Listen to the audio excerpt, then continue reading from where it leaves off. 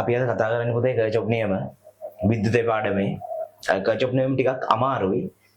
හැබැයි අපිට කර්චොප් නියම ලේසි කරගන්න පුළුවන් මේ මුලින් තියෙන පොඩි පොඩි කාරණා කීපයක් තේරුම් ගන්න. ඒ ටික තේරුම් අරගෙන හරියට නියම ටික තේරුම් ගත්තොත් කර්චොප් නියම කොට දාන්න පුළුවන්. අමාරු ගණන් අපිට හදා ගන්න පුළුවන්. මම පියවරෙන් පියවර ඒ සියලුම කොටස් ටික ඔයගලන්ට අද කියලා දෙනවා. එතකොට අපි පළවෙනිම කාරණේ තමයි තේරුම් ගන්න ඕන කර්චොප් නියම දාන්නේ පරිපථ වලට. එතකොට පරිපථවල ප්‍රධාන වශයෙන් අපිට තීන කොටස් දෙකක් ගන්න පුළුවන්. එකක් තමයි ප්‍රතිරෝධක, අනිත් එක මේ බැටරි නැත්තම් කෝෂ. හරිද? මේ බලන්න. මම මේ දෙක ගැන මුලින් පැහැදිලි කරලා දීලා ඊට පස්සේ මේ දෙක එකතු කරලා පරිපථයේ ඇඳලා කොහොමද නියම වලට යන්නේ කියලා දෙන්න. හරි. දැන් මෙහෙමයි. අපි ප්‍රතිරෝධකයක් ගත්තොත් මෙන්න මේ විදිය සංකේතයක් ඉදිරිපත් කරන්න පුළුවන්. ඔහොම ප්‍රතිරෝධකයක් ගත්තොත් ඔය පරිපථවල ඒතර ප්‍රතිරෝධක තියෙන ප්‍රතිරෝධක සම්බන්ධය. ඒතර ඕගොල්ලෝ තේරුම් ගන්න මේ ප්‍රතිරෝධකයකත් පුතේ ධන පැත්තක් සහ ඍණ අග්‍රයක් කියලා තියෙනවා. ධන ඍණ අග්‍ර දෙකක් තියෙනවා. ඕගොල්ලෝ මතක තියාගන්න ප්‍රතිරෝධකයක මෙන්න මේ ධන පැත්තෙන් තමයි ධාරාව ඇතුල් වෙන්නේ. හරි? අයි ධාරාව ඇතුල් වෙන්නේ ප්‍රතිරෝධකයක ධන පැත්තේ. ඒතර පරිපථයක ප්‍රතිරෝධකයක් තිබ්බොත් ප්‍රතිරෝධකයට ධාරාව ඇතුල් වෙන්නේ ධන පැත්තේ. හරි ඒ ඇතුල් වෙන ධාරාව පිට වෙලා යනවා ඍණ පැත්තේ. එහෙනම් ප්‍රතිරෝධකයේ සම්බන්ධයෙන් මේ කාරණා දෙක මතක තියාගන්න. ප්‍රතිරෝධකයේ සංකේතේ ප්‍රතිරෝධයේ ධන සහ ඍණ පැත්තක් තියෙනවා. ධන පැත්තෙන් ධාරාව ඇතුල් වෙලා ඍණ පැත්තෙන් ධාරාව පිට වෙලා යනවා. ඔය කාරණේ. ඊළඟට අපි තේරුම් ගන්න ඕන කෝෂයක්. අපි සාමාන්‍යයෙන් පරිපථයේ කෝෂයක් දෙනකොට තියෙන්නේ දිග ඉරි කැලලක් සහ කොට ඉරි කැලලක්. දිග ඉරි කැලලක් සහ කොට ඉරි කැලලක් දෙන්න. හරිද? එතකොට මෙන්න මේ දිග ඉරි කැලල පැත්තෙන් කියන්නේ කෝෂයේ ධන අග්‍රය. හරි? කෝෂයේ ධන අග්‍රය නැත්නම් බැටරියේ ධන අග්‍රය, කොට ඉරි කැලලෙන් කියන්නේ ඍණ අග්‍රය. ඔන්න ඔය අදහස් දෙක මතක තියෙනවා. හරිද? එතකොට මේකේ මේ දිග ඉරි කැලලෙන් කියන්නේ ධන අග්‍රය, කොට ඉරි කැලලෙන් කියන්නේ ඍණ අග්‍රය. හරිද? එතකොට ප්‍රතිරෝධකයක මේ තියෙන ධන සහ ඍණ අග්‍ර දෙක. ඊළඟ කාරණේ තමයි අපි තේරුම් ගන්න ඕන.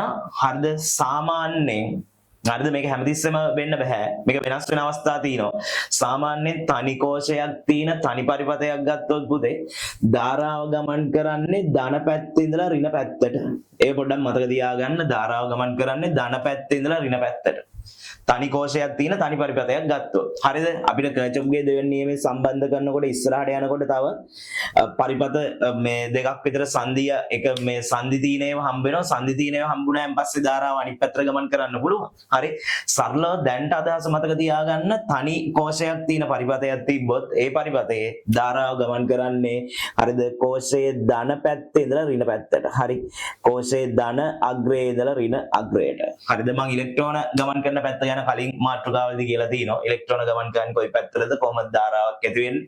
විභවාන්තරය කියන්නේ මොකක්ද? ඒක කලින් පැහැදිලි කරලා දීලා තියෙනවා. හරි? ප්‍රතිරෝධය ගැන කියලා තියෙනවා. දැන් මම මේ මෙතන කතා කරන්නේ මේ කාරණා සම්බන්ධයෙන්. හරිද? එහෙනම් ඔයගලන්ට මෙන්න මේ දෙකේ අදහස තේරුම් ගන්න ඕන. එහෙනම් මම දැන් මේ දෙක එකතු කරලා අඳිනවා පරිපථයක් මෙහෙම. හරිද? මේ දෙක එකතු කරලා අඳිනවා පරිපථයක්. මෙන්න මෙහෙම පරිපථයක් ගත්තොත් මේ තියෙන්නේ කෝෂයක්, මේ තියෙන්නේ කෝෂයක්, මේ තියෙන්නේ ප්‍රතිරෝධකේ, මේ තියෙන්නේ ප්‍රතිරෝධකේ. එතකොට මේ ප්‍රතිරෝධකයේ ඔයගලන්ට මම පැහැදිලිව කිව්වා ධන අග්‍රයක් සහ ඍණ අග්‍රයක් තියෙනවා කියලා. මේ කෝෂයේ ප්‍රතිරෝධකයේ මෙන්න මම මේ නිල් පාට කම්බි වලින් මෙහෙම සම්බන්ධ කරනවා.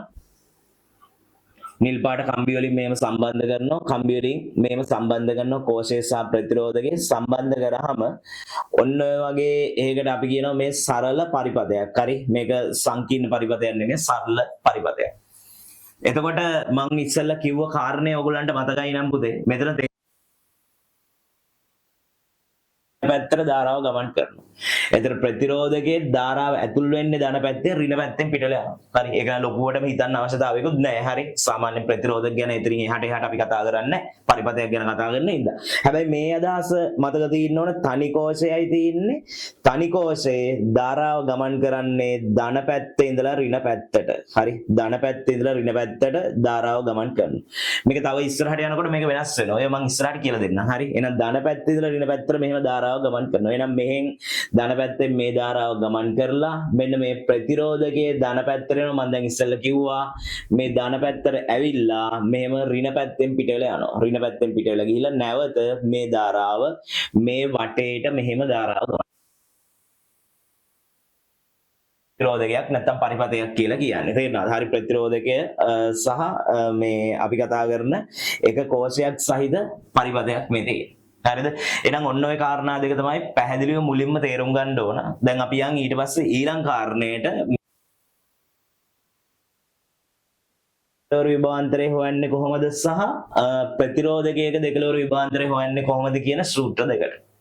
දැන් මෙහෙමයි ප්‍රතිරෝධකයක් ඕනම තැනක තියෙනවා නම් හරි ඔයගොල්ලෝ ওই සිලබස් එකට අනුව හරිද මේකේ දෙකලවර විභවාන්තරය හරි මේකේ දෙකලවර විභවාන්තරය හොයන්න අපිට දාන්න පුළුවන් සූත්‍රය තමයි V = IR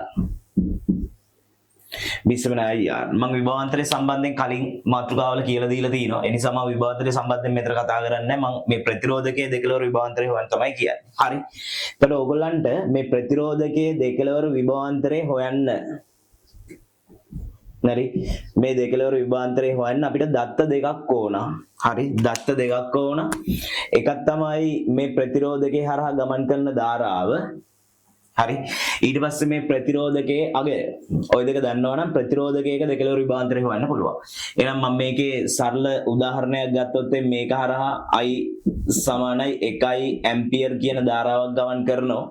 මේ ප්‍රතිරෝධකයේ අගය ප්‍රතිරෝධකයේ R අපි දාන සංකේතය R = 2 ඕම් කියලා කිව්වොත් අපිට මෙතන මෙන්න මේ සූත්‍රයට ආයශ කරලා මේකේ දෙකලවර විභවාන්තරය හොයන්න පුළුවන්. එතකොට විභවාන්තරය හොයනකොට I1 R2 එහෙනම් අපිට එනවා මේ වෝල්ට් කීයක්ද දෙකක් කියලා මේ දෙකලවර විභවාන්තරය. හරිද? එහෙනම් ඕනම පරිපතයක ප්‍රතිරෝධකයක් තිබ්බොත් ඒකේ දෙකලවර විභවාන්තරය හොයන සූත්‍රය දාන්න V = IR ඔයගොල්ලෝ සිලබස් එකට අදාළව V = IR දාන්න. හරි. ඊළඟ කාරණේ තමයි අපි මෙතන පොඩි දෙයක් තේරුම් ගන්න ඕන පුතේ. මේ ධන පැත්තේ ඉඳලා දැන් මේකේ ධන පැත්තේ ඉඳලා ඍණ පැත්තටනේ ධාරාව ගමන් කරන්නේ මම ඔයාලට කලින් කිව්වා මේකේ ඉඳලා මේ පැත්තට යනකොට මේ විභව අන්තරය අඩුවීමක් වෙනවා හරි ඒතර මේ ධන පැත්තේ ඍණ පැත්තට යනකොට විභව අන්තරය අඩුවීමක් වෙනවා හරි ඒකත් පොඩ්ඩක් තේරුම් ගන්න මම ඉස්සරහට ආයෙ නැවත පැහැදිලි කරලා දෙන්නම් ඒ හම්බෙන තැන් වලදී මේ පැත්තෙලා මෙහෙට යනකොට විභවාන්තරය අඩුවීමක් වෙනවා විභවය අඩු වෙනවා මෙහි ඉඳලා මෙහෙට આવොත් විභවය වැඩි වෙනවා එහෙනම් ඔන්න පැහැදිලි ප්‍රතිරෝධකයක් ඕනම තැනක තිබ්බොත් ඕනම පරිපතයක තිබ්බොත් ඒකේ දෙකලවර විභවාන්තරය හොයන සූත්‍රය V = IR දැන් අපි ඊළඟට බලමු කෝෂයක දෙකලවර විභවාන්තරය හොයන්නේ කොහොමද කියලා ඊට පස්සේ ඒ දෙක එකතු කරලා පරිපතේ ඇඳලා බලමු පරිපතේ දෙකලවර විභවාන්තරය හොයන්නේ කොහොමද කියලා අපි ඊළඟට පුතේ ඉගෙන ගමු කෝෂයක් සම්බන්ධයෙන් සියලුම කාරණා ටික. හරි. ඊට පස්සේ අපි පරිපතයක් ඇඳලා ඒ පරිපතයට කොහොමද කර්චොප් නියමය යොදන්නේ විසමන IR යොදන්නේ. ඊට අමතරව කෝෂයේ දෙකලවර විභවාන්තරය හොයන්නේ කොහොමද කියලා ඒ ටික බලමු. MPR යම්. හරිද? එතකොට ඔයගලන්ට මේ වගේ ඒවා ඉගෙන ගන්න ඕනේ නම් අපේ ෆිසිකල් පන්තියට සහභාගී වෙන්න පුළුවන්. ඊට අමතරව ඔන්ලයින් පන්ති වල සහභාගී වෙන්න පුළුවන්. මම කෝෂයක් සම්බන්ධයෙන් මෙතන කියලා දෙනවා. කෝෂයක් සම්බන්ධයෙන් කියනකොට මම දැන් කලින් කිව්වා කෝෂයක අග්‍ර දෙකක් තියෙන එකක් ධන සහ ඍණ අග්‍රය කියලා. හරි. ධන සහ ඍණ අග්‍රය කියලා. එතකොට මම සරලවම කිව්වොත් මේ දිග ඉරි කැලලක් තියෙනවා නම් ධන අග්‍රය, කොට ඉරි කැලලක් තියෙනවා නම් ඍණ අග්‍රය. හරි. එතකොට මේක ධන අග්‍රය මේක ඍණ අග්‍රය. ඔව් තමයි අග්‍ර දෙක. ධන සහ ඍණ අග්‍ර දෙක. හරි. එතන මේක කොට ඉරි කැලල ඍණ දිග ඉරි කැලල දාන. ඕකනේ මතක තියාගන්න. මම දැන් ඉස්සෙල්ලා කිව්වා සාමාන්‍යයෙන් කෝෂයක අපි තනි කෝෂයක් වගේ තිබ්බොත් එම පරිපතේ ධාරාව ගමන් කරන්නේ ධනයේ ඉඳලා මොකද්ද ඍණ පැත්තට. ධනයේ ඉඳලා ඍණ පැත්තට. හරිද? එතකොට කර්චොප් නියම ගැන කතා කරනකොට දෙවෙනි නියමය වගේ කතා කරනකොට ධාරාව අනිත් පැත්තට ගමන් කරනවා. බැටරි ආරෝපණය වෙන අවස්ථා තියෙනවා. ඒ නිසා අපි මතක තියාගන්න තනි කෝෂයක් එක්ක තනි පරිපතයක් වගේ තිබ්බොත් බොහෝ දුරට ධාරාව ගමන් කරන්නේ ධන පැත්තේ ඉඳලා ඍණ පැත්තට. හැබැයි ඒක හැමදාම එහෙම නෑ. ඒක වෙනස් වෙනවා. ධාරාව මේ ඍණේ ඉඳලා ධනට ගමන් කරන්න පුළුවන්. පැත්ත මාරු වෙන්න පුළුවන්. හරි. ධාරාව සාමාන්‍යයෙන් ගණන් ගන්න ධන පැත්තේ ඉඳලා ඍණ පැත්තට. හැබැයි ඊට විරුද්ධ පැත්තට ධාරාව ගමන් කරන්න පුළුවන්. හරි.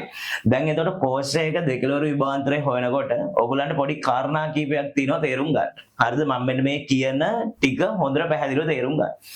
මෙන්න මේ කෝෂයක තියෙනවා විද්‍යුත්ගාමක බලය කියලා එකක්.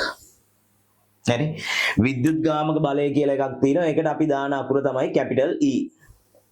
හරි. කෝෂයේ විද්‍යුත්ගාමක බලය අපි ඔකට දාන අකුර තමයි කැපිටල් E. එතන කෝෂේ හරහා ධාරාව ගමන් කරන්නේ මෙන්න මේ කියන E හින්දා විද්‍යුත් ගාමක බලයෙන් හින්දා. ඔන්න පළවෙනි දේ මතක තියාගන්න. කෝෂේ හරහා ධාරාව ගමන් කරන්නේ හේතු වෙන බලය තමයි විද්‍යුත් ගාමක බලය කියන්නේ. එතකොට කෝෂයක තියෙන විද්‍යුත් ගාමක බලය කියන එක.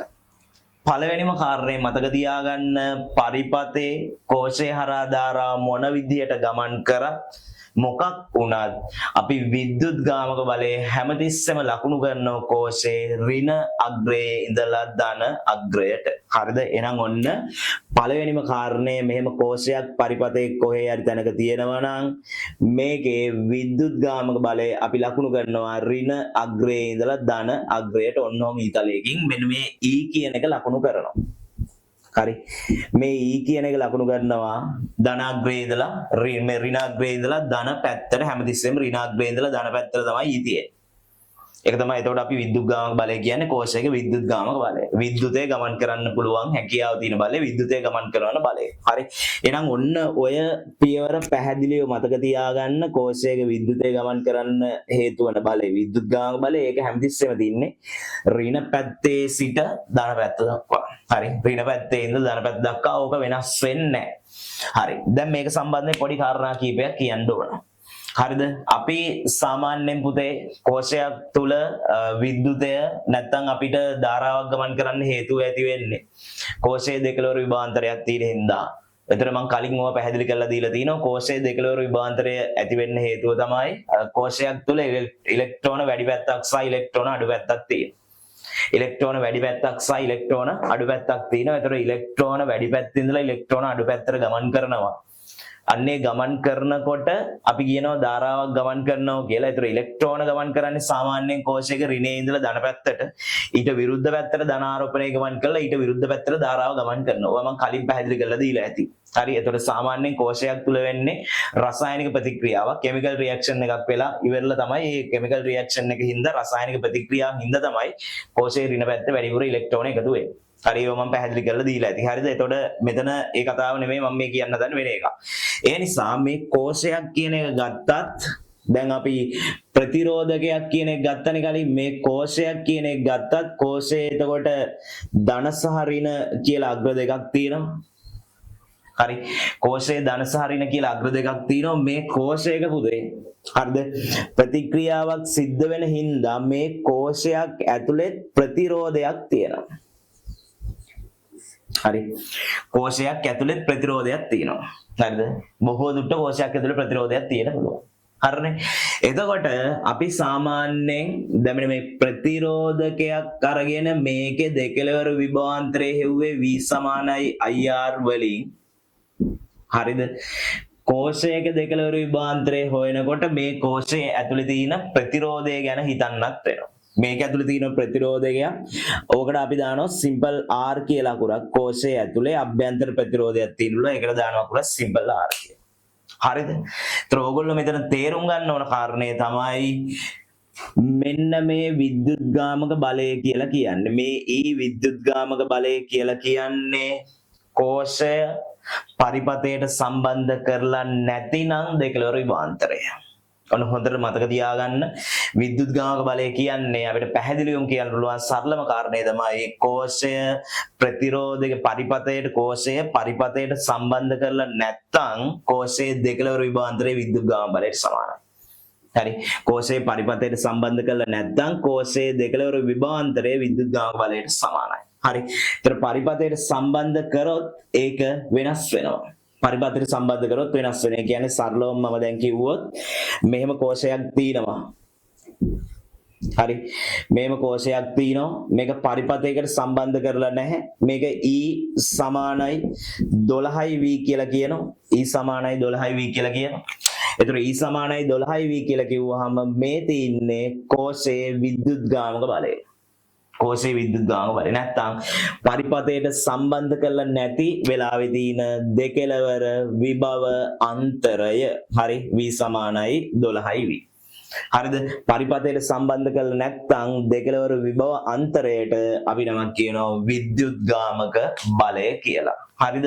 දැන් අපි ඊළඟට බලමු කෝෂයේ පරිපතයට සම්බන්ධ කරාම මේ අභ්‍යන්තර ප්‍රතිරෝධයක් තියෙන හින්දා මොකද වෙන්නේ කියලා. පුතේ ඊළඟට ඔන්න ඉතුරු කොටස් ටිකට මම මේ කොටස් ටික සම්බන්ධ කරනවා. ඔන්න බලන්නකෝ. දැන් මම ඔයගලන්ට කිව්වා මෙහෙම ප්‍රතිරෝධකයක් තියෙනවා නම් මේ විදියට හරි මේකේ ප්‍රතිරෝධය R නම් මේකේ මේ අතට ධාරාව ගමන් කරනවා නම් හරි මේකේ දෙකලවර විභවාන්තරයේ V නම් මේකේ දෙකලවර විභවාන්තරයේ V නම් V හොයන්න සූත්‍රයේ V සමානයි IR V සමානයි IR එහෙනම් ඕකෙන් ඔයගලන්ට ප්‍රතිරෝධකයේ දෙකලවර විභවාන්තරය හොයන්න පුළුවන් ප්‍රශ්නයක් නැහැ. හරිද? දැන් මම ඊළඟට යනවා කෝෂයේ සම්බන්ධයෙන් කාරණා කිව්ව හින්දා කෝෂයේ දෙකලවර විභවාන්තරය හොයන්න සූත්‍රයක් ගන්න. හරි ඒක මම තව ඉස්සරහට පැහැදිලි කරලා දෙනවා තව. හරිද? ඒතර මුලින් මේ සූත්‍ර දෙක මතක තියාගන්න ඊට පස්සේ අපිට ඉතින් එහාට යන්න පුළුවන්. දැන් මම ඔයගොල්ලන්ට කිව්වා කලින් කෝෂයක් ගත්තාම මෙහෙම කෝෂයේ අග්‍ර දෙකක් තියෙනවා. ඒතර මේ කොට ඉරි කෑල්ල ඍණාග්‍රය දිග ඉරි කෑල්ල ධනාග්‍රය මෙහෙම මේ කෝෂයේ මෙහෙම අග්‍ර දෙක. හරිද? ඊට පස්සේ මේ කෝෂය හරිද පරිපතයට සම්බන්ධ කරලා නැත්නම් ඒකේ දෙකලවර විභවාන්තරයට අපි කියනවා විද්‍යුත්ගාමක බලය කියලා. ඒක E කියලා අකුරක් දානවා. ඊට අමතරව කෝෂයට මම ඔයගලන්ට කිව්වා දැන් ඉස්සෙල්ලා මේක ඇතුළේ අභ්‍යන්තර ප්‍රතිරෝධයක් තියෙන්න පුළුවන්. ඒ අභ්‍යන්තර ප්‍රතිරෝධය අපි දානවා සිම්පල් R කියන ලකුණේ.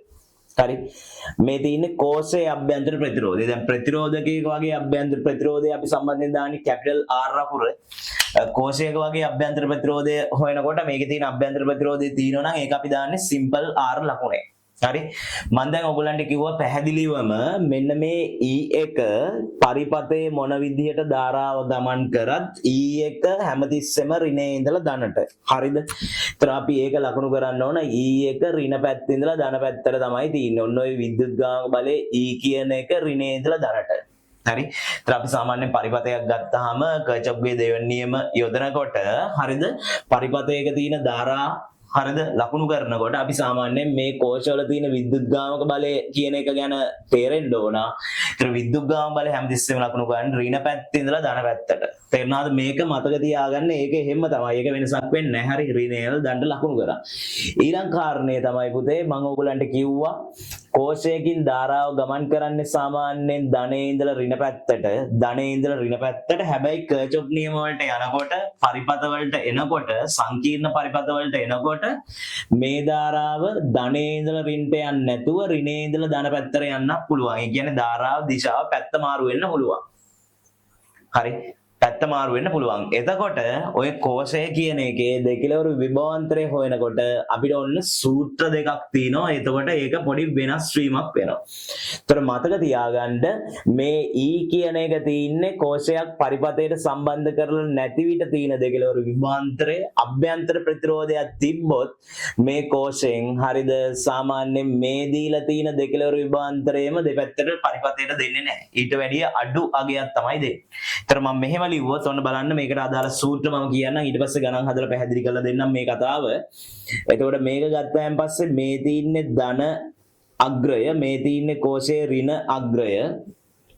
මේ පැත්ත මෙහෙම ලකුණු කරොත් මම මේ පරිපතයක තියෙන කෝෂයක් ගැන කියන්නේ. හරිද? මෙන්න මේ කෝෂේ මේ කියන කාරණා ටික තියෙනවා. විද්‍යුත්ගාමක බලය තියෙනවා, අභ්‍යන්තර ප්‍රතිරෝධය තියෙනවා.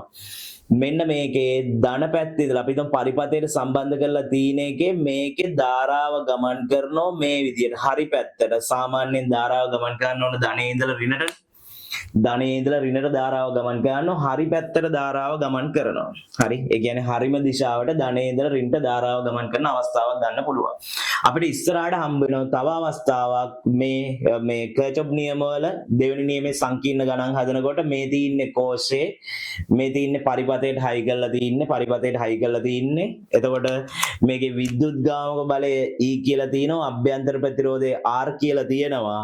හැබැයි මේකේ දැන් විරුද්ධ පැත්තට ධාරාව ගමන් කරනවා. හරි මෙහෙ ඉඳලා නෙමේ දැන් මෙහෙට ගමන් කරන ධාරාව. ඒ කියන්නේ විරුද්ධ පැත්තට මෙන්න මේ අතට ධාරාව ගමන් කරන අවස්ථාව හම්බ වෙනවා.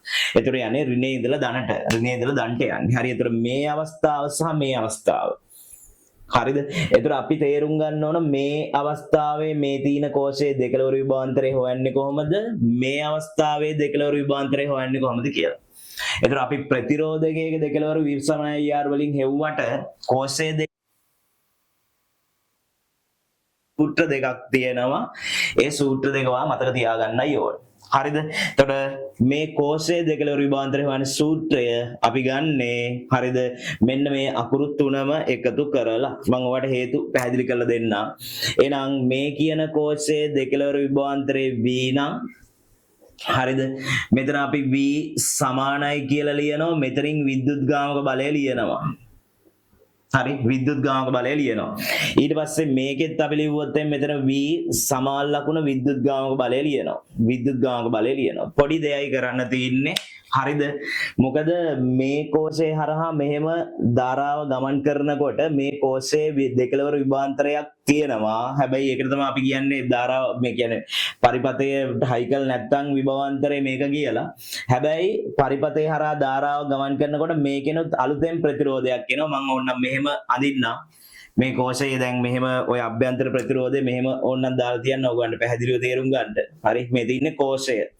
මේ තියෙන්නේ සම්පූර්ණ කෝෂය. මේ තියෙන්නේ ඒකේ උඩ අභ්‍යන්තර ප්‍රතිරෝධයත් එක්ක. හරි, කෝෂයේ උඩ අභ්‍යන්තර ප්‍රතිරෝධයකුත් තියෙනවා. හරි, මේකෙත් ඕනනම් මම එහෙම අදින්නම්. මේ තියෙන්නේ ඒතර ඔය අපි කතා කරන සිම්පල් R එක තමයි ඔය තියෙන්නේ. හරි, මේ තියෙන සිම්පල් R එක අභ්‍යන්තර ප්‍රතිරෝධය. ඕම තමයි තියෙන්නේ. හරිද?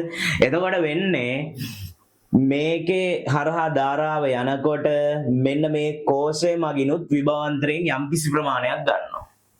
මෙයාගේ සම්පූර්ණ විභවාන්තරයෙන් යම්කිසි ප්‍රමාණයක් ගන්නවා. සම්පූර්ණ විභවාන්තරයෙන් යම්කිසි ප්‍රමාණයක් ගන්නවා. දැන් ඔයගොල්ලෝ මම පැහැදිලි කරුවා මෙන්න මේ වගේ ප්‍රතිරෝධයක් තියෙනවා නම් ඒ ප්‍රතිරෝධකයේ දෙකලවර විභවාන්තරය හොයන්න අපි දාපු සූත්‍රයේ විසමනේ IR නේ. විසමනේ IR නේ. එතකොට මේ කෝෂයේ විසින් සම්පූර්ණයෙන් දෙන විභවාන්තරයේ E තමයි. හැබැයි කෝෂේ මෙන්න මේ ටික අරගන්නවා.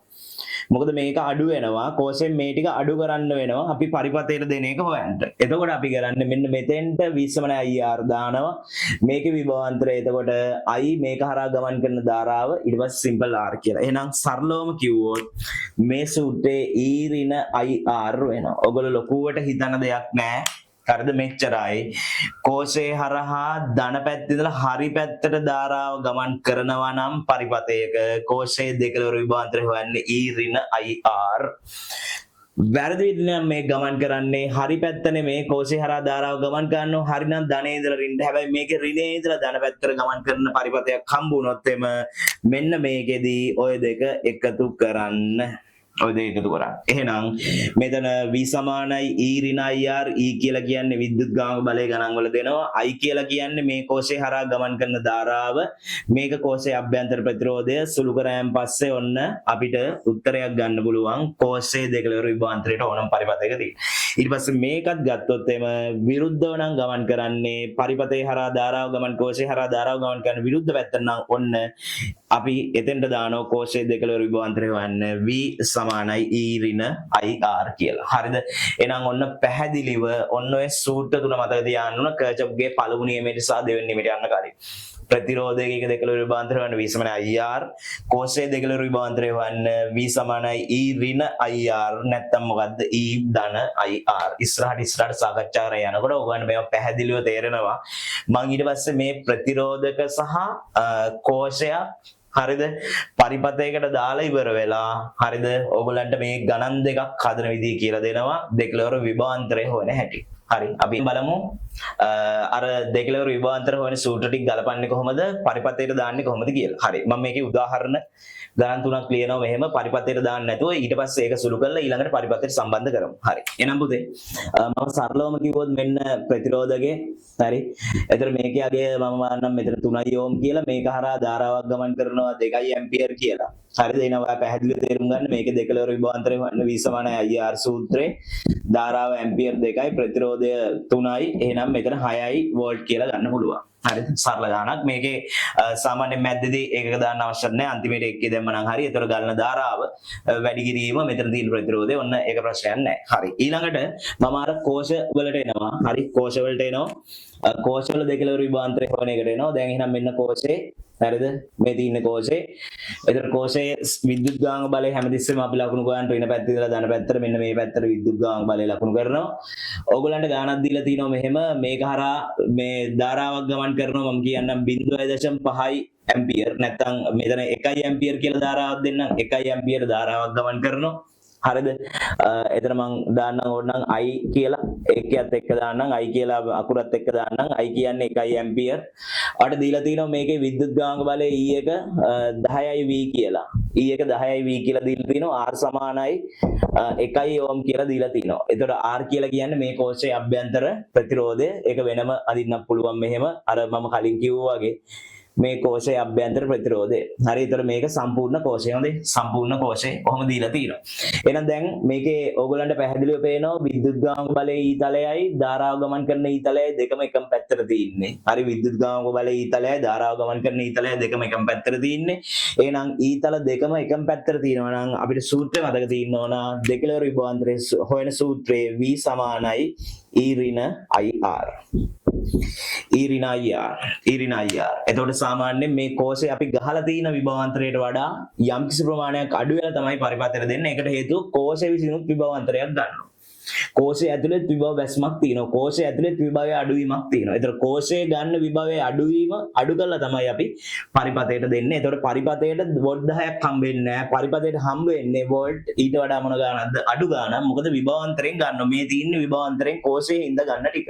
එහෙනම් මෙතන මම ලිව්වොත් එimhe දෙකලවර විභවාන්තරයේ V කියලා. ඒතර E වලට අගේ 10ක් තියෙනවා. හරි. E වලට අගේ 10ක් තියෙනවා. ඍණ I ගමන් කරන ධාරාව ඇම්පියර් 1යි මම ගත්තේ. ඒතර මේකේ කෝෂයේ අභ්‍යන්තර ප්‍රතිරෝධයත් 1යි. එහෙනම් මෙතන එක වැඩි කිරීම 1යි කියන්නේ එකමයි. එහෙනම් මේකෙන් 10න් එකක් අඩු වුණාන් පස්සේ අපිට 9යි V කියලා එනවා. ඒතර ඇත්තටම මේ කෝෂය හරහා පරිපතයට දෙන්න වෝල්ට් 9යි. කෝෂය හරහා පරිපතයට දෙන්න වෝල්ට් 9යි. හැබැයි කෝෂයේ දෙකලවර විභවාන්තරයේ වෝල්ට් 10ක් තියෙනවා. අන්නේ තීන ගාන තමයි අපි කියන්නේ විද්‍යුත් ගාමක බලය. ඒක පරිපතයට සම්බන්ධ කරන්නේ නැතිකොට. පරිපතයට සම්බන්ධ කරලා නැත්නම් වෝල්ට් 10ක් තියෙනවා. සම්බන්ධ කරාම කෝෂයේ අභ්‍යන්තර ප්‍රතිරෝධයෙන් හින්දා හරිද වෝල්ට් එකක් අඩු වෙලා කෝෂයේ වෝල්ට් එකක් අරගෙන ඉතුරු 9යි V ටික පරිපතයට දෙනවා. අන්න අදහස මතක තියාගන්න. හරි. ඊළඟ එක අපිට කර්චොප් දෙවෙනි නියමයේ දෙවෙනි නියමයේ පරිපත වල සංකීර්ණ පරිපත වලදී හම්බ වෙනවා. ඒකත් මතක තියාගන්න. ඒකත් හදන විදිය කියන්නම් මෙන්න. එතකොට ඕකේ අනිත් පැත්තට යනවා ධාරාව. හරිද? ඒක දෙවෙනි නියමයේ ගණන් හදනකොට බලමු පුතේ. එතකොට මම කියලා දෙන්නම් මෙන්න මේව. මේ තියෙන්නේ අභ්‍යන්තර ප්‍රතිරෝධය.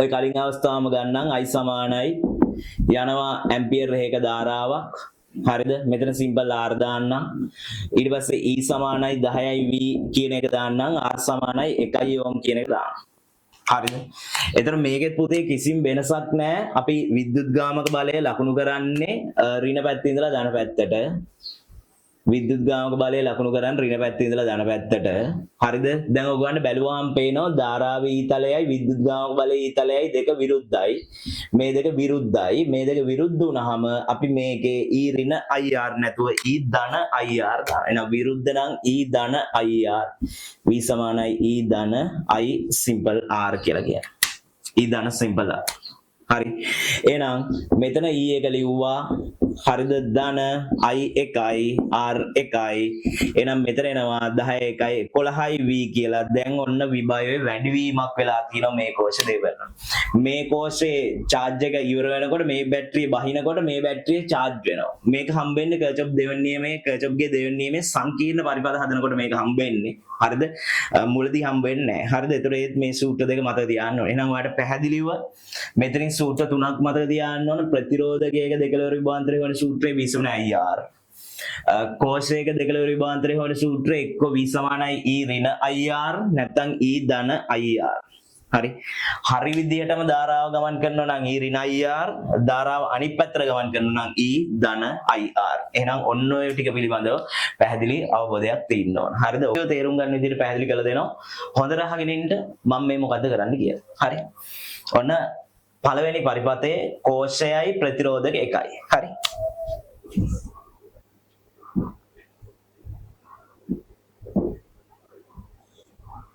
කෝෂයයි ප්‍රතිරෝධක එකයි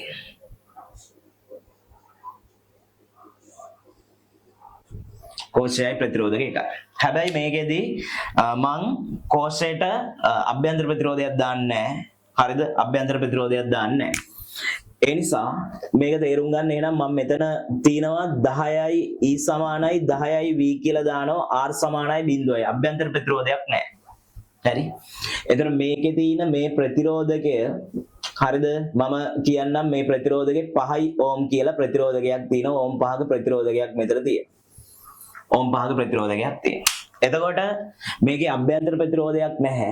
අපි මේ කෝෂයේ මේ පරිපතේ කෝෂෙත් එක්ක තියෙන පරිපතය යනකොට මුලින්ම විද්‍යුත් ගාම බලය ලකුණු කරගන්න ඍණ පැත්තේ ඉඳලා ධන පැත්තට. එතකොට තනි කෝෂයක් තියෙන හින්දා මේකේ ධාරාව ගමන් කරනවා ධනේ ඉඳලා ඍණ පැත්තට. තනි කෝෂයක් තියෙන හින්දා ධාරාව ගමන් කරනවා ධනේ ඉඳලා ඍණ පැත්තට. එතකොට මෙන්න මෙහෙම ධාරාව ගමන් කරනවා මං I කියන ධාරාව මෙතනින් පටන් ගන්නවා අරගෙන මෙන්න මේ වටේට ගමන් කරන විදිහට පරිපතය යනවා. හරිද? දැන් ඕගොල්ලන්ට පැහැදිලිව තේරෙන්න ඕන මෙන්න මේකෙදී මේ කෝෂයේ දෙකලවර විභාන්තරයේ නැවත හොයන්න දෙයක් නැහැ. මොකද අභ්‍යන්තර ප්‍රතිරෝධයක් තිබ්බේ නැහැ. අභ්‍යන්තර ප්‍රතිරෝධයක් නැත්නම් මේ කෝෂයේ දෙකලවර විභවාන්තරයේ විද්‍යුත්ගාමක බලය සමානයි. ඒතකොට මේ කෝෂයේ දෙකලවර විභවාන්තරයේ වෝල්ට් 10ම තමයි. අඩු වෙන්නේ නැහැ. අඩු වෙන්නේ නැහැ. දැන් මේකෙදි මේක හරහා දැන් මේකේ දෙකලවර විභවාන්තරයේ හොයනකොට මේකේ දෙකලවර විභවාන්තරයේ හොයනකොට හරිද? අපි කල්පනා කරන්න ඕන මේකේ මේ අග්‍ර දෙකටම මේකේ මේ අග්‍ර දෙකටම මේ ප්‍රතිරෝධකේ සම්බන්ධ වෙලා තියෙන හින්දා එතන මේකේ දෙකලවර විභවාන්තරයේ 10 හින්දා මෙතනත් දෙකලවර විභවාන්තරයේ 10යි. හරි. ඒකේ දෙකලවර විභවාන්තරයේ 10 හින්දා මෙතනත් දෙකලවර විභවාන්තරයේ 10යි. එහෙනම් දැන් අපිට කෝෂයේ දෙකලවර විභවාන්තරය පිළිබඳ ප්‍රශ්නයක් නෑ පුතේ. අභ්‍යන්තර ප්‍රතිරෝධයක් නැත්තම් කෝෂයේ දෙකලවර විභවාන්තරය V10ම තමයි. 10යි වීම තමයි.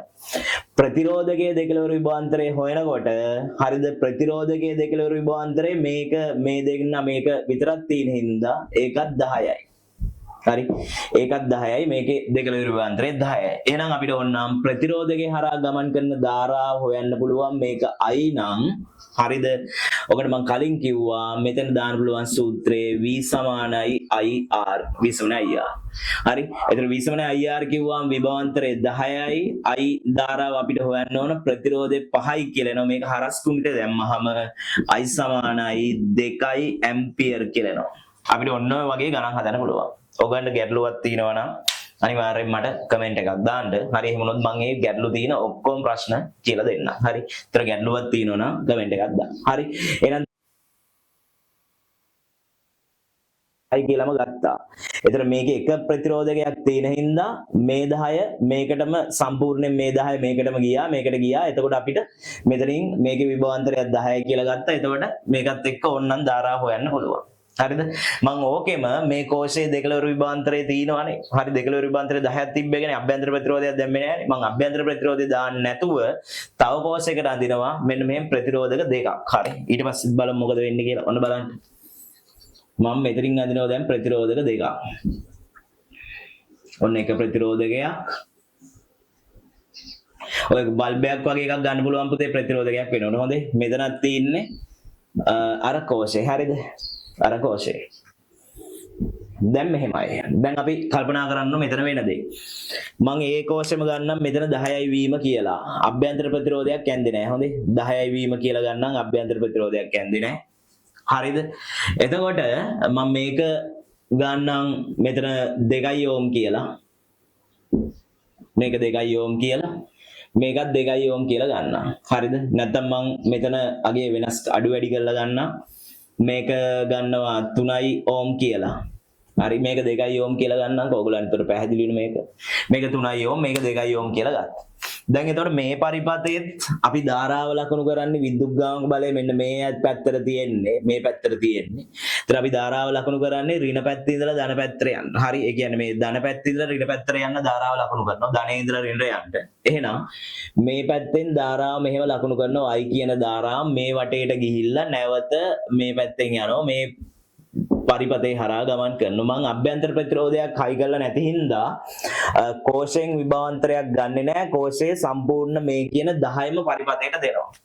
හැබැයි කෝෂයේ මෙහෙම අභ්‍යන්තර ප්‍රතිරෝධයක් කීයක් හරි තිබ්බනම් පුතේ එයත් ගන්නවා. එතකොට මේ 10ම හම්බ වෙන්නේ නෑ. ඒතර පරිපතේට හම්බ වෙන්නේ 10ට වඩා අඩු ගාණක්. හැබැයි මේකෙදි කෝෂයේ 10ම දෙනවා.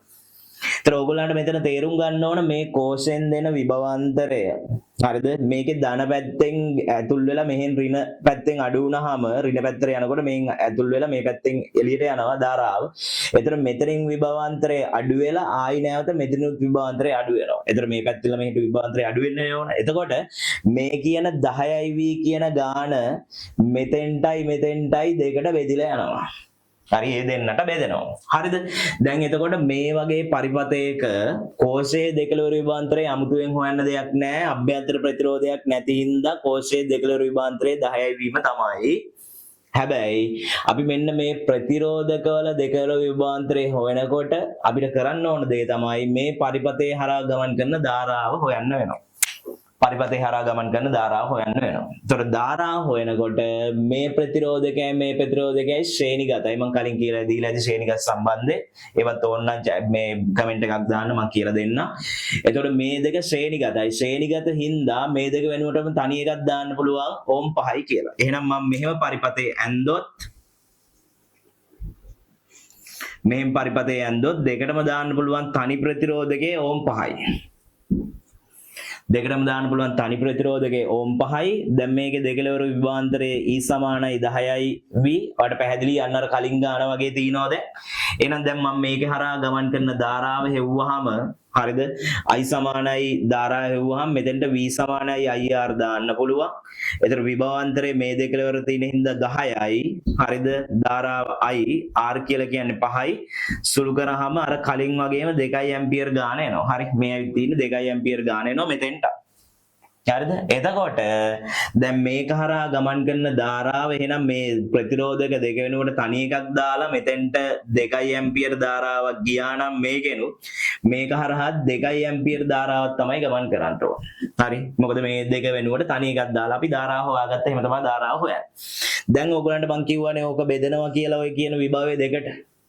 දැන් මේකේ හරහා ගමන් කරන ධාරාව දන්නවා නම් මේකේ දෙකලවර විභාන්තරය හොයන්න පුළුවන් නේ පුතේ. එතකොට දෙකලවර විභාන්තරය හොයන සූත්‍රය මම කලින් කිව්වා. මේකට දාන සූත්‍රය V සමානයි IR. මේකට V සමානයි IR දානවා. විභාන්තරයේ ධාරාව 2යි. R ප්‍රතිරෝධය කියන්නේ ඕම් 3යි. හරි. එහෙනම් ඔයාලට එනවා මෙතන 6යි V කියලා. වෝල්ට් 6ක් එතකොට. එහෙනම් මේ 10න් 6ක් මෙතෙන්ට යනවා. 6ක් මෙතෙන්ට යනවා. හරි. එහෙනම් ඉතුරු ටික මෙතන තියෙනවා. අපි ඕන සුළු කරලා බලමු. V සමානයි IR දැම්මහම I ධාරාව 2යි. මෙතන ප්‍රතිරෝධය 2යි. එහෙනම් මෙතන එනවා 4යි වෝල්ට් කියලා. එහෙනම් 6යි 4යි එකතු කරාම කීයද? 10යි. එහෙනම් කෝෂයෙන් පරිපතයට වෝල්ට් 10ක් දුන්නා. ඒ වෝල්ට් 10 මෙයාටත් බෙදුනා. එතන මෙයාට 6ක් ගියා, මෙයාට 4ක් ගියා. එහෙනම් වෝල්ට් 10 දෙපැත්තට බෙදලා ගියා. හරි. එහෙනම් පැහැදිලිව ඒ කාරණේ තේරෙන්න ඕන. දෙපැත්තට වෝල්ට් 10 බෙදලා ගියා. මෙහෙම බෙදුනා. එතකොට මේ දෙක එකතු. එතකොට මේ සම්පූර්ණ විභවය මේ දෙකට බෙදලා යන්න ඕන. අභ්‍යන්තර ප්‍රතිරෝධය නැති හින්දා. අභ්‍යන්තර ප්‍රතිරෝධයක් තිබ්බත් වෙන දේ තමයි එතකොට මීට අමතරව එයක් ටිකක් ගන්නවා. හරි. මීට අමතරව එයක් ටිකක් ගන්නවා. ඒතර එයක් ටිකක් ගත්තාන් පස්සේ මේක හරහා ගමන් කරන ධාරාව වෙනස් වෙනවා මීට වඩා. හරිද? අභ්‍යන්තර ප්‍රතිරෝධය. ඒතර මේ 10ම දෙන්නේ නැහැ. ඊට වඩා මොකද්ද? අඩු ගාණක් තමයි දෙන්නේ. තේරෙනවද? හරි. එහෙනම් මම ඊළඟ ගානේදී අභ්‍යන්තර ප්‍රතිරෝධයක් තියෙන එකක් කියලා දෙන්නම්. හරි. ඔබන්න මේකෙදී මොනවා හරි ගැටලු සම්බන්ධ වුණා නම් ගැටලු තිබ්බා නම් හරිද? මට අනිවාර්යෙන් කියන්න මම ඒවා කියලා දෙනවා. අපි අද කතා කරපු කොටස් වලින් පුතේ සරල ගණන් ටිකක් දානවා. ඒක ඔයගොල්ලෝ හදන්න අපිට ඊළඟ දවසේ යන්න පුළුවන් මේකේ සංකීර්ණ ගණන් වලට. ඒතකොට සරල මට්ටමේ ඉඳලා සංකීර්ණ මට්ටමට යන්න ඕන. හරි. මම පොඩි ගණන් කීපයක් දාලා තියෙනවා. මේ ගණන් ටිකට උත්තරේ ගන්න මම ඊළඟ කොටස් ටික ඊළඟ දවසේ කියලා දෙන්නම්. හරි. මෙහෙම. දැන් ඔයගොල්ලන්ට පුළුවන් වෙන්න ඕන මෙහෙම. ඕම් ප්‍රතිරෝධකයක් දැම්මොත් එම මේක හරහා ගමන් කරන ධාරාව මේ 2 ඇම්පියර් නම් මේක 5යි ඕම් නම් ඕකේ විභවාන්තරය හොයන්න පුළුවන් වෙනවා. හරිද? දෙකලවර විභවාන්තරය හොයන්න ඕන. මේකේ V එක හොයන්න ඒක ගන්න පුළුවන්. මේකේ දෙකලවර විභවාන්තරය හොයන්න. ඊළඟට අපි පරිපතයට මෙහෙම කෝෂයක් සම්බන්ධ කරලා තියෙනවා නම් ওই කෝෂේ දණ්ඩන අග්‍ර ලකුණු කරගන්න විද්‍යුත් ගාම බලය ලකුණු කරන්න මේක හරහා ධාරාව 0.5 ඇම්පියර් I සමානයි 0.5 ඇම්පියර් කියලා ධාරාවක් ගමන් කරනවා. හරි. මේකේ E සමානයි 4යි V R සමානයි 1යි ඕම් කියලා දුන්නොත් ඕගොල්ලන්ට මේකේ දෙකලවර විභාන්තරය හොයාගන්න පුළුවන් වෙන්න ඕන. කෝෂයේ දෙකලවර විභාන්තරය. හරිද? ඊළඟ කාරණේ තමයි අපිට පුළුවන් වෙන්න ඕන මේකේ අනිත් පැත්තට ධාරාව ගමන් කරා නම් මෙන්න මේ විදිහට ධාරාව ගමන් කරා නම් මම මේකම ගන්නම්. එතකොට I සමානයි මෙතන 0.5 ඇම්පියර්. E සමානයි 4V. R සමානයි 1 ඕම් වුණා නම් මේකෙත් දෙකලවර විභවාන්තරය හොයන්න පුළුවන් වෙන්න ඕන. ඕක. ඊළඟට අපිට මෙහෙම කෝෂයක අභ්‍යන්තර ප්‍රතිරෝධය දීලා නැත්තම් මේක දෙවෙනි එක මේක තුන්වෙනි එක. හරි. මං තව එකක් ලියන්නම් මෙහෙම කෝෂයක අභ්‍යන්තර ප්‍රතිරෝධය දීලා නැත්තම් මෙන්න මේ වගේ පරිපතයට සම්බන්ධ කරලා නම් තියෙන්නේ. හරිද? පරිපතයට සම්බන්ධ කරලා නම් තියෙන්නේ අභ්‍යන්තර ප්‍රතිරෝධයක් නැත්තම් මේකේ E සමානයි මම 6යි V කියලා දීලා තිනවා නම් මේක සිම්පල් මේක මම 3යි ඕම් කියලා දුන්නොත් ඔයගලන්ට මේ පරිපතේ හරහා ගමන් කරන ධාරාව I හොයාගන්න පුළුවන් වෙනවා. I හොයාගන්න පුළුවන් වෙන්න ඕන. ඊළඟ එක අපිට මෙහෙම ප්‍රතිරෝධක කිහිපයක් සම්බන්ධ කරලා තිනකොට ඔය කියන විභවාන්තරයේ බෙදිලා යනවා. මම මේක 12V කියලා දුන්නොත් එම E සමානයි නැත්තම් Eම ගන්න පුළුවන්. E සමානයි 12V කියලා දුන්නොත් මේක මම ලිව්වොත් එම 6යි ඕම් මේක 4යි ඕම් කියලා දුන්නොත් එම ඕගලන්ට මෙන්න මේ පරිපතේ හරහා ගමන් කරන ධාරාව හොයාගන්න පුළුවන් වෙනවා. මේ සමක ප්‍රතිරෝධය හොයලා ඉවරලා විසම IR දාලා මේකේ ධාරාව හොයාගන්න පුළුවන් වෙන්න ඕන. හරි. ධාරාව හොයාගන්න පුළුවන් වෙන්න ඕන. ඊළඟට මේ දෙකලවර විභවාන්තර දෙක. ඒ කියන්නේ මේක V1 කිව්වොත් මේක V2 කිව්වොත් ඔන්න ඔය දෙක හොයාගන්න පුළුවන් වෙන්න ඕන. බලන්න පුළුවන්ද කියලා. හරිද? බැරි දෙයක් තිබ්බොත් අහන්න මම අනිවාර්යෙන් කියලා දෙන්නම්. හරිද? එහෙනම් ඔය කොටස අපි උතරින් ඉවර කරනවා. ඊළඟට අපිට බලන්න ඕන මුළු පරිපතේට ඇඳහම පරිපතේක ඇඳයන් පස්සේ කොහොමද කෝෂවල දෙකලවර විභවාන්තර ගන්නේ? මේකේ අභ්‍යන්තර ප්‍රතිරෝධයක් තියෙනවා නම් මොකද අපි කරන්නේ කියන එක බලන්න ඕන. ඒ කියන්නේ අභ්‍යන්තර ප්‍රතිරෝධයක් නැති අවස්ථාව මම මෙතන කතා කරේ. අභ්‍යන්තර ප්‍රතිරෝධයක් තියෙනකොට පරිපතයක් තුල කෝෂයක දෙකලවර විභවාන්තරය හොයන්නේ කොහොමද කියලා බලන්න ඕන. කර්චොෆ්ගේ පළමු නියමය බලන්න ඕන. දෙවෙනි නියමය බලන්න ඕන. හරි පළමු නියමය නම් ලේසි නියමයක්. හැබැයි දෙවෙනි නියමය සංකීර්ණයි. සමගාමී සමීකරණ දාලා ගණන් හදන්න තියෙනවා. ඒ නිසා ඔයගොල්ලෝ හිතලා කොහොම හරි කළා පුතේ මේ මොලේ හදාගන්න හිතීමේ හැකියාව වැඩි කරගන්න. එතකොට ඔයාට හොඳ ප්‍රතිඵලයක් ගන්න පුළුවන්. ඒ නිසා ඒකට මහන්සි වෙන්න. හරි. එහෙනම් අපි ඊළඟ එකෙන් හම්බ වෙමු.